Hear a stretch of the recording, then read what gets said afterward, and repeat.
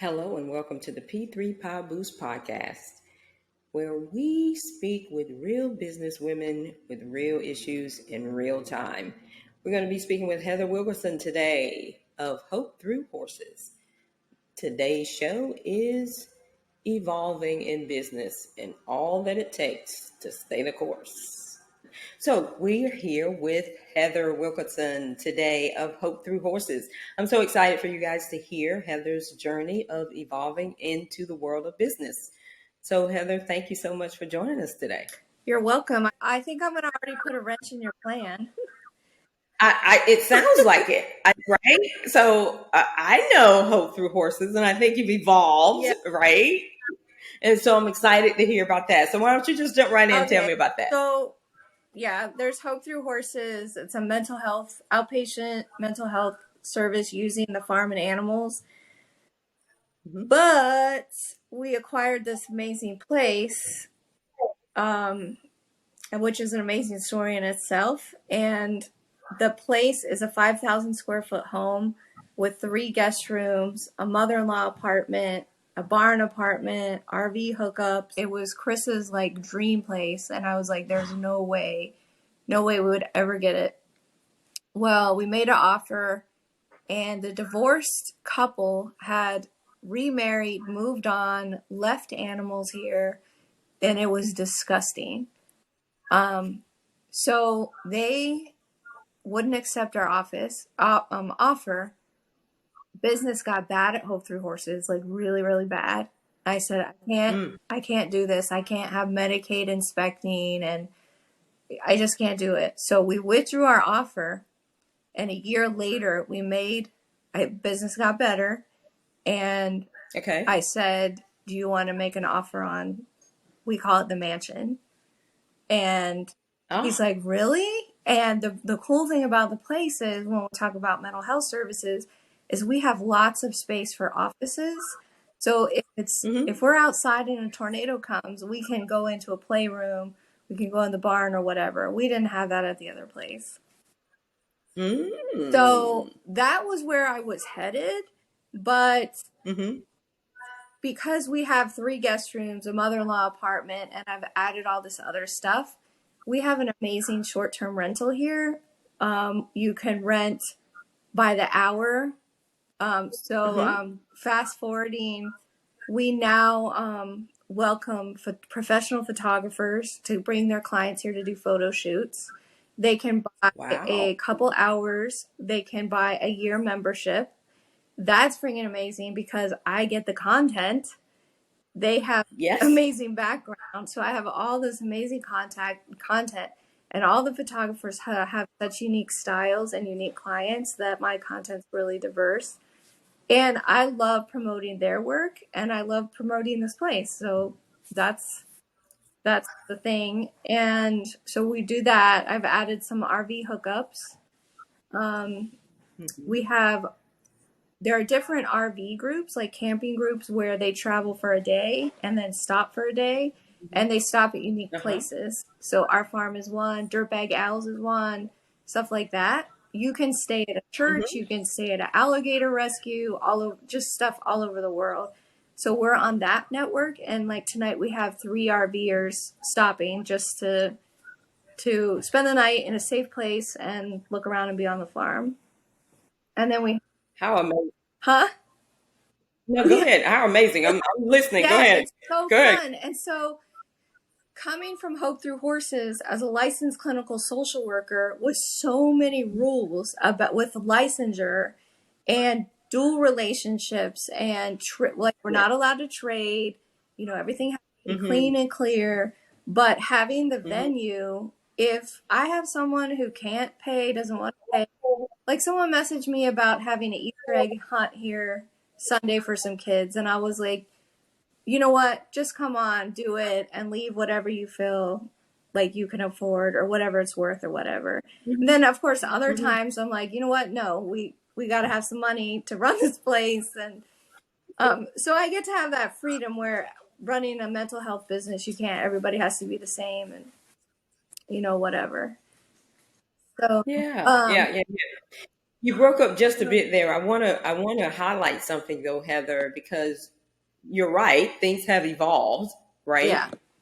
And, and where you were doing the therapy, now you have different sources of revenue Yes. by virtue of acquisition of this new location, Yes. right? And Yes. new piece of property. So I think that's so great. So the thing that I want to highlight though is the evolution of your business. So Yes. what had you make that decision to go from I'm going to provide this therapy, through with animals to somewhat a place where photographers can actually showcase their work Yeah. and rent the space. What had you make that transition to Um, evolve into a well, more I expansive just way of working? sharing everything, sharing my farm, sharing my animals, sharing my content, boosting each Uh-huh. other up, and honestly, finances. As a mental Mm. health provider, unless I have a salaried job, if I'm an outpatient Hmm. provider, I only get paid what Hmm. the insurance company decides to pay me. And then they can come back Yes. in a year and, nope, sorry, we overpaid you, and then take it all back. Hope Through Hmm. Horses, I still do it. It's been 18 years. But Sure. Chris's army salary, his veteran income, and all that supported all of that and all my clients and my animals for the past 18 years. And having parts in Mm. place now, like we're doing really well. Like it is really nice. Like Yeah. 2 weeks ago, I said, "Hey, you want to go to Hawaii?" And we booked two tickets and Wednesday, and we were in Hawaii on Friday. Like there's no way in hell we could have done it with just Hope Through Horses and, whatever. I Yeah. mean, of course, our Yeah. lifestyle, like having herd horses, is not cheap, but Sure. Sure, sure, but no, but what's really great about what you're saying though is that the innovative thinking is what yeah, I'm going to highlight it as. Maybe not thinking that way, but it really is what you've done is being innovative and creative about how you expand your revenue right, from the place from the heart, yeah, right? So one of the things I know about you is you do want to make a huge impact. You want to make a huge impact with your clients. You want to make a huge impact in your community. yeah, And how do you begin to do that? Like a question may have come, how do we begin to do that? And in the frustration, sometimes it is frustrating when you're not making the revenue, right, right? But you start thinking outside of the box because I probably, you tell me, probably not where you were looking several years ago that, oh, I'm going to have this place where I can rent no, out oh, no space, way, right? no way. No, And no you know way. what? And I was coaching a young woman who lives on the farm and helps me take care of this place about target marketing and target clients and customers and Hmm. Hmm. turning down business without fear, turning down business knowing it's not the right client because the Hmm. right client 2 times fold is going to walk in if you do things beyond fear. And so Yes. that's the evolution of Hope Through Horses as well, as far as my practice and my client caseload goes, is I had a hard time like turning down clients because I want to share the world with everybody, but everybody is Sure. not my market. So I'm working with um, highly motivated clients with tons Yes. of trauma, but with lots of Yes. potential and the willingness and Yes. ability to work through it. So, Oh, how great is yeah. that? Go ahead. Go ahead. So I'm very proud of my clients and I'm very invested and I work with very, very few, but I can put everything I have into them so that they can put everything else into their world and, then we have the ripple effect. Yes. Yes. So it was really clear how you articulated who you're looking for, Yeah. right? Hmm. I think a lot of the listeners who are looking to expand and maybe stuck as you were may not be as crystal clear, number one. And number two, the willingness, I heard you say, the willingness to say no to those who are not your Right. client. And I think a lot of times, the space that any business owner, not just women, but any business owner is, there's that moment where you just fearful that if you don't take every client, Yeah. you're not going to get any clients. But if you're willing to just be clear about who you're looking for, there's a greater opportunity to get more of that client. Yes. Is that what you're seeing now, We Heather, have, in your clarity? I forget what I was going to say, but yes. No worries at all. It's great. It's great. So The other thing that I was going to say too is, well, go ahead. You have a thought. Go ahead. A lot of it, like keeping clients like without saying no, is one, I don't want to reject anyone. I don't want them to perceive rejection. Yes. Hear that? I don't want them to perceive rejection. But I've learned that's their perception, and I'm not in control of their perception. And they might not understand that if I shut this door, something greater than me is coming along, if they're willing to accept it. So that's where I'm at. Like, if they're willing. Yeah, if they're willing to go, you know what, instead of cussing me out or whatever, because I won't take them, not that they would, but just to be disappointed to know we can't serve everyone. Like, I get so many people want to volunteer. I can't do that. I can't teach people to shut gates 24/7 for the chance of that they might come along and help. But so I'm not the right place. But there are a bunch of rescues around this community that desperately need help. So I'm not the right one. Those rescues might be the right one. So I'm empowering them to look, to consider other resources, to widen their business. So that's well, let's talk about that perception piece that you just introduced. Yeah. I love the fact that, because I think this is a critical piece to your evolution, Heather, and understanding that others are going to have a perception. Yeah. Right?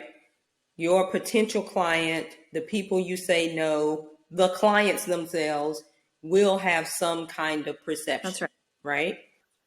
And that perception does not have any impact on you because they're going to have a perception no matter what choices you make. Right? So I think the strength in what you said is that you can be confident in what you're doing, in your vision, in your purpose, and make decisions that are right for you, knowing that there may be a perception that's challenging or would have been challenging in the past to be with. Yeah. And so I think there's some growth there. What led you to be able to make those kinds of decisions? This is awesome. I have been run through the ringer. I have been eaten alive by parents. So here's a boundary. We do not work with children of divorced parents anymore. Okay. We don't. We can't. We have, and I had a judge order this mom to bring her children to me specifically. Okay. The dad was ordered no contact. Well, that doesn't matter. People are going to do what they want to do. And because he was not allowed to contact me or my agency or anyone associated with me or whatever, he contacts the licensing board. So he's vicariously contacting me, right? Well, anytime there's a complaint, it's investigated. And whatever, blah, blah, blah. Long story short, like 2 years of just horrific stuff, because anytime your integrity and professionalism is questioned, it's devastating. Meanwhile, trying to continue a practice and work with the kids and placate the court and whatever, I was like, no more divorced kids. Unless both parents sign, I don't care what judge orders me, I'm not doing it because the judge is not going to back me up. You know what I mean? It just, we're not doing it. It doesn't work. No. Yeah, it doesn't work for us. Right. So narrowing down our preferred clients, the ones we can help the most.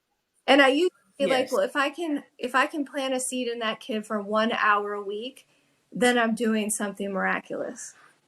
Which I am, but I can't do it for everybody. I can't do it for every kid. Yes. So I will do it for kids where both parents will agree, both parents will attend, sign it, blah blah blah. Now they have to say, agree, I will pay my copays and deductibles with a 19% interest rate if I don't. Yes. I understand Miss Wilkerson will take me to small claims court if I don't, which I did yesterday and I won for the first time in my 18-year career. I'm Awesome. about target clients and accountability. Like licensing boards and bigger systems than I can ever imagine keep me accountable. So, you know what? I have to do that as well. And if I'm not Absolutely. getting paid, my practice isn't getting paid. There is no helping anybody. That's exactly right, which is really great. And so we're going to take a short break here in a Okay. bit, Heather. I'd love for us to talk about that, right? The strength in and confidence. We started to touch on it, but the strength and confidence to be able to be that solid, right? And that confident and that convicted about who you serve Yeah. and how you serve them. Yeah. So let's talk about that when we come back from the break. Okay. Sounds good. Thank you for listening to this segment of the P3 Power Boost podcast, where we discuss real issues for real businesswomen in real time. What you are about to hear is the internal dialogue of other businesswomen like you. Check it out. Okay, what was my affirmation again? Stay focused. Stay focused. But you have a big meeting today. You know good and well you're not really ready for it. You're going to have to face this guy. I mean, I know he's been difficult and I know that he's challenging. He's your COO. He's a leader. He's not performing. But how do you lead in a way that will move the needle forward? Okay, that's right. I'm supposed to be saying affirmations. I am powerful. I am extraordinary. I am one of a kind. I mean, Jesus, it's going to be a tough day. This internal chatter that many bossy business women face is what we address within the P3 Group's program, LEAP. We create a strategic plan. We support your leadership team in coaching and educating them on being extraordinary leaders. But what about you as the CEO who's challenged by the team, by the growth of the company, by the change that you're going through, as well as the financials? This and all that women face is what we address within the LEAP program. Join us at leap.thep3group.com. So we're back with Heather Wilkerson, who's talking about the evolution of her growth in business. And one of the things that we were talking a little while ago, and I asked the question, what led her to the place of being able to say no firmly to the clients that were not ideal for her? And she was just about to answer that question. So I want to say that I have been eaten alive. I have been beaten down, but literally, I was that person trying to get all the budget streams. Like, I don't care what budget stream it is. It needs to come to me. I'm going to do it. I'm going to bust my butt. I'm not going to sleep, blah, blah, blah. And I had all the budget streams, but I had no income, like no money, just because I have all this promissories from grants and insurance companies on all this stuff. But I was not managing myself and not managing my vision and purpose, and none of it was working. And I was like it was bad. I was super depressed. I was super sad. I would drive up and nobody really knows this about me because you only see the happy side. But I would drive up and I'd be like, why are the dogs so happy to see me? I can't manage this stuff. Like, you know, Mm-hmm. and Mm-hmm. and then it was like, no, if I'm going to continue, and I always knew my vision, like sharing my farm and the animals and the outdoors and my passion, it touches Mm-hmm. people in the right ways. So there has to be something to it, but is it hope through horses? I don't know. On bad days, I'd go in to talk to people about a salaried position, and I'd go, oh, I just can't. I can't. I don't Right. need money that much. You know, like Mm-hmm. I Mm-hmm. value my Uh-huh. freedom. I need to be able to sleep till 8 or 9 and work all night long. Like Yeah. yeah. So I know what's right for me and my body, and of course my spirituality and all that stuff. Yeah. And just trusting that there was a process and it was going to come. So all these things, questioning my professionalism, questioning my integrity, then it coming, like eating so deep on a strong day. I'm like, yeah, whatever. Okay, universe, now what you got? Right. Right. But Right. back then it was like, I can't take much more. Like maybe this is a sign. And having a business coach, having I talked to like I don't know what they're called, people that talk to the animals, or I don't know. And like Well, look, and whisperer. yeah, like an animal whisperer, yeah, I guess. And then Yeah. just going, because Chris was about to retire from the Army, and being the breadwinner and having a plan and a budget, and he has to be a budget analyst. It's like, Right. Heather, Hope Right. Your Horse is great and all, but you know what? Maybe you need to have a salary job while I make this transition. And then I Right. consulted the communicator, and she's like, nope, you're meant to be right where you're at. And I was like, oh, okay, all right. And also, I want to say, stepping back and putting more investment in my hobbies, Yes. which for me is distance horseback riding, and that, like, literally getting away out in the woods, challenging my mind, body, and spirit, and then coming home Sunday night, going directly to bed, and having the best sleep of my life, and then ready to hit it again on Monday. That really, for me, just putting my heart and soul into that, I believe, led me to where I'm at now with Parked in Place and Hope Through Horses. And I Yes. also want to say, and I can go on, I've been reeling to talk to you for years. Go ahead. I also, at Parked in Place, because I'm a social worker, I think, because I'm a giver, I will host people who are not in my target market as far as Parked in Place goes. Yes. So I hosted the wrong person in my home on my property, and things got bad. And then she became very like attacking on social media and blah blah blah. She stole my dog. We took him to South Carolina. It was insane. But just another reminder, Heather, like, what the hell? Right. Don't let these people in that are not in your market. Yes. And my mantra is socialize up.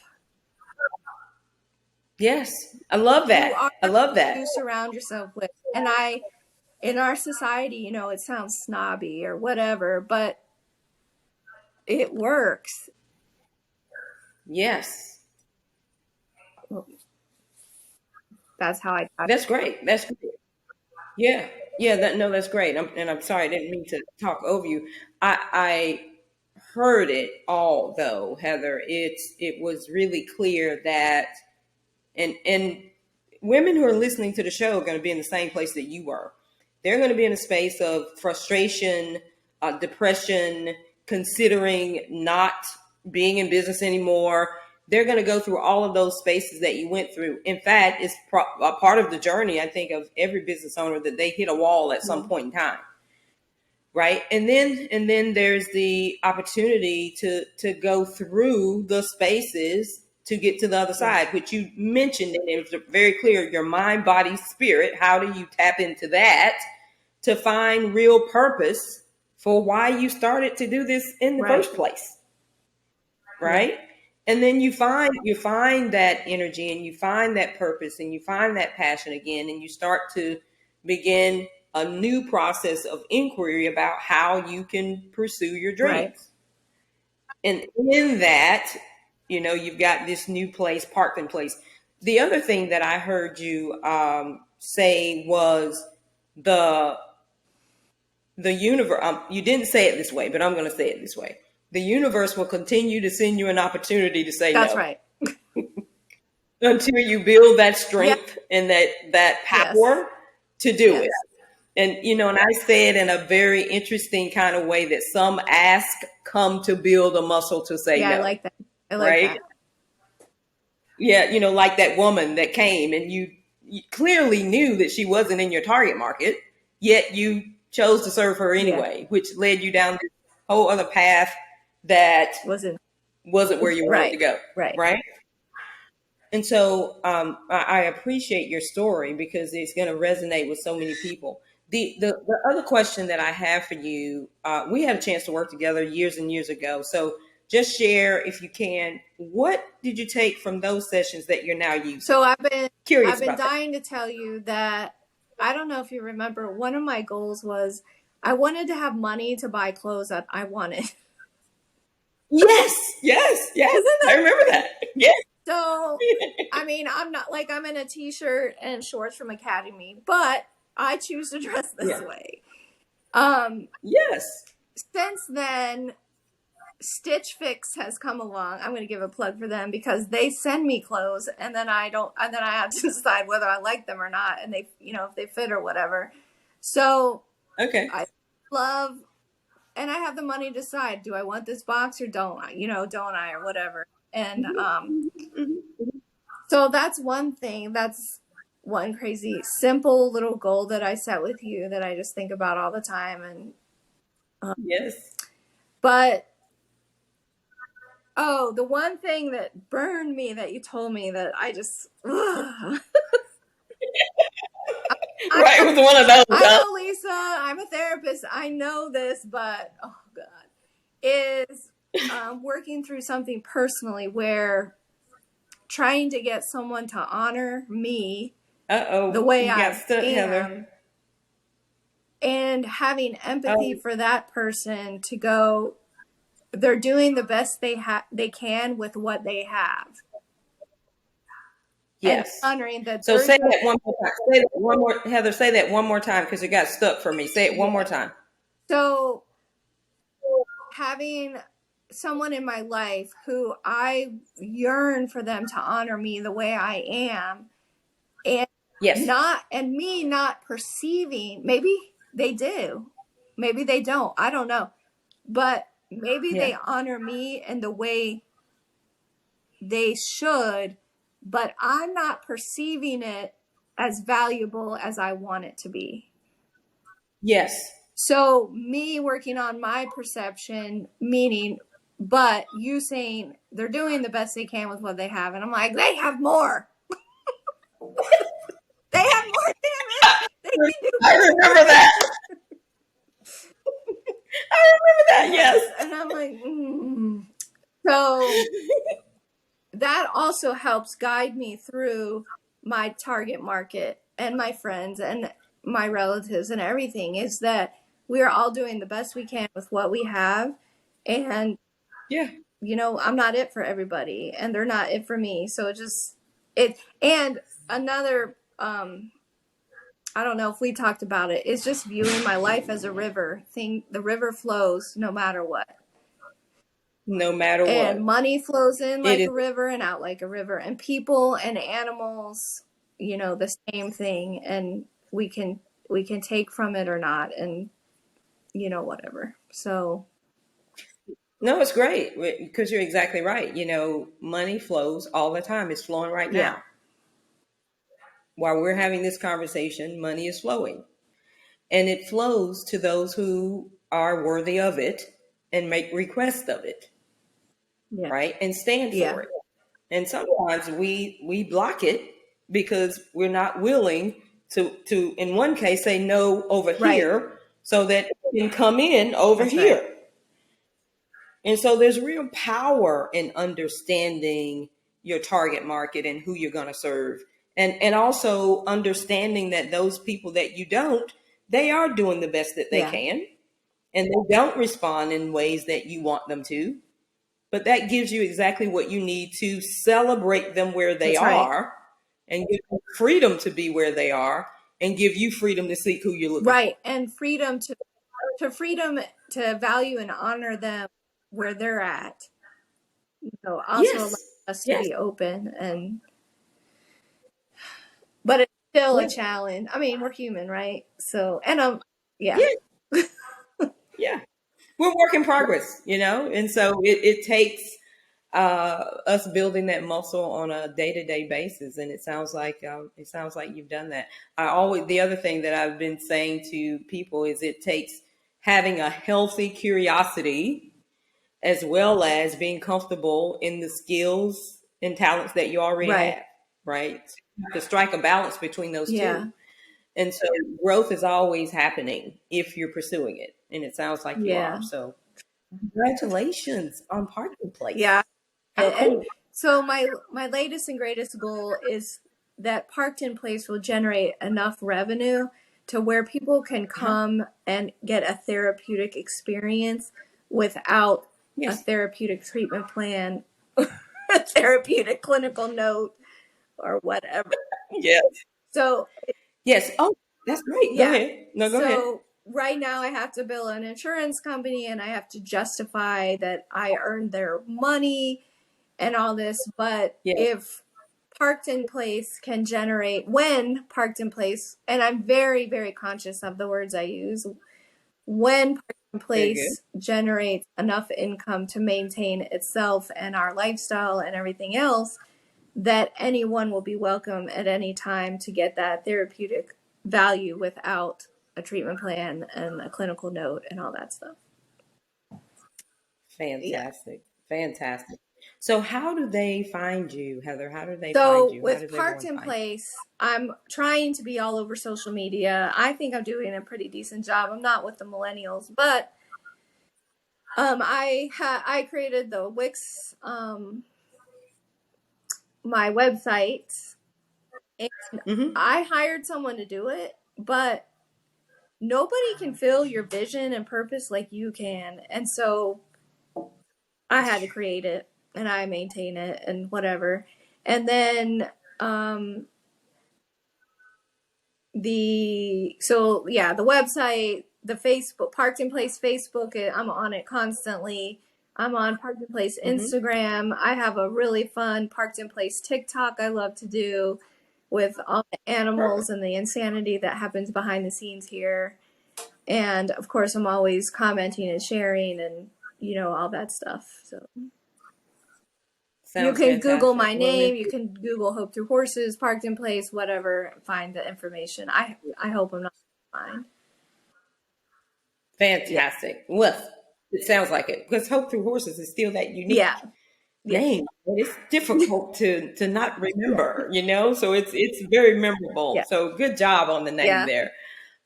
This has been a joy and a delight, Heather, to have you on the show. I'm very proud of the work that you've done. I know that it's been a tough journey, but all businesses go through that, right? The challenges and the ups and downs and the joys and the sad moments and emotional roller coaster of business is a part of it. And so you're still here after how many years now? Well, Hope Through Horses is 18 years, which is insane. Yes. And Mm-hmm. and I think about where I started, because people are like, what? Horses? What? In mental health? Like, that's so. And Right. North Carolina Medicaid just put out a request for proposals for equine therapy programs. When I opened my email, I was like, what? Yes. Wow. Yes. So yes. of course I proposed. We'll see what happens. But whatever. But how cool is it to have a company that does therapy with horses and animals, Well, right? yeah.